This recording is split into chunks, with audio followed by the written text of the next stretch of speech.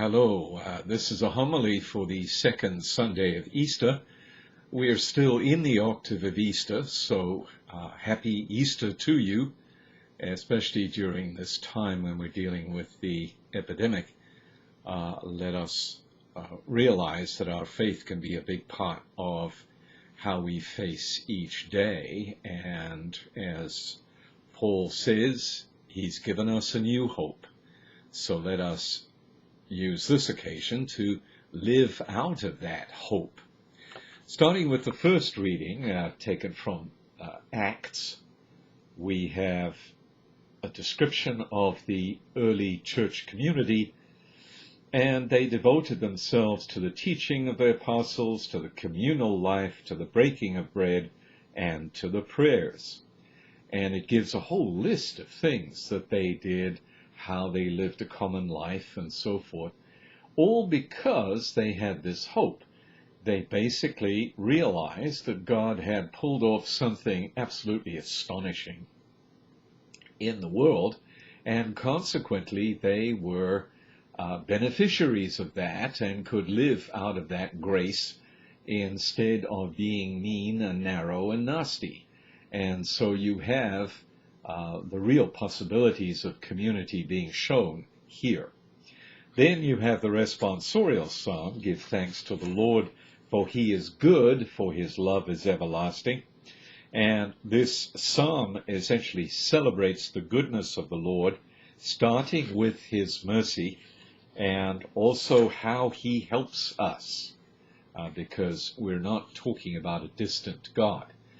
God is helping us dozens of times a day, if only we'd pay attention to it and say thank you. In the second reading, which is from the first letter of Peter, we have, I referred to Paul earlier. It's obviously Peter who is talking about this new hope.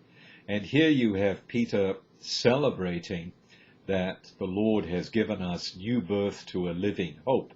All of this, of course, being done through Jesus Christ, with a reminder, the idyllic nature of the community in Acts is tempered here with a comment that he says, although now for a short while you may have to suffer through various trials. And he doesn't write this down as kind of a pain in the neck or an inconvenience. What he's saying is, even this inconvenience is a test of our faith. Our faith comes into play when we have to deal with unpleasant things.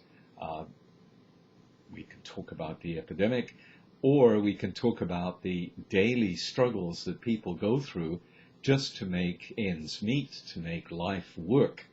And here he's saying, look, even those things, and it may even get worse to persecution and death and so forth, but even those things will actually help you to deepen your faith, to realize that in fact, because of faith, you are literally bonded to God. So God is very much conscious and aware of what's going on, and is literally accompanying you in this experience. Then we come to the gospel, which starts off with the gospel acclamation. Little line that comes out of the gospel, you believe in me, Thomas, because you have seen me. Blessed are they who have not seen and still believe. This sets up the gospel because basically the challenge is for the early communities. They didn't see the risen Lord. They've heard about the risen Lord from the apostles. And consequently, there is something particularly profound and grace-filled in the hearts of those people who believe, even though they personally have not had Jesus Christ appear in glorified form to them. This sets up the gospel, and the gospel goes through, first of all, one of the appearances of Jesus, and then the not conflict, but encounter with Thomas, who wasn't there when Jesus appeared the first time, and Thomas basically doubts.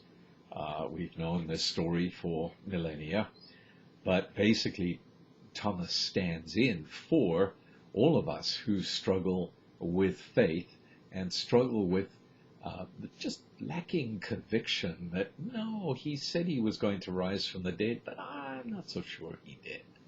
And here Thomas is literally has to deal with the risen Lord standing right there in front of him.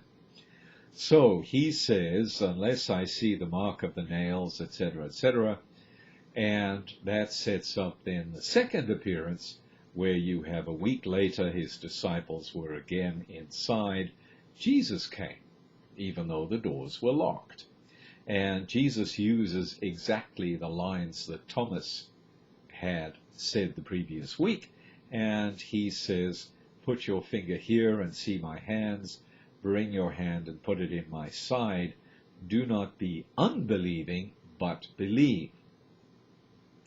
So, again, Jesus is obviously very much aware of what his apostles are doing, and consequently he is absolutely conscious of what has happened and is now dealing with that development in this little group. Another thing that is important here is that faith is not simply holding to lines of information, propositions. Jesus has risen from the dead. That's true. It is part of faith, but there is much more. If Jesus has risen from the dead, and I believe in that, then that should fill my whole mind. So I'm not going off into being down and depressed and all the rest of it. I'm not going off to scheming about how to cheat this person or lie to that person or whoever. But basically what we have here is a lesson in the totality of faith, that it takes us over body and soul so that I am committed to the Lord, the risen Lord. Now, Jesus did many other signs, this is John writing now, in the presence of his disciples that are not written in this book. But these are written that you may come to believe, because that's the point of it all, is that we open up spiritually, and we can't do that without God's grace, but we open up spiritually to this great new possibility that has poured into our world in Jesus Christ. And that is the lesson of the second Sunday after Easter. Be safe.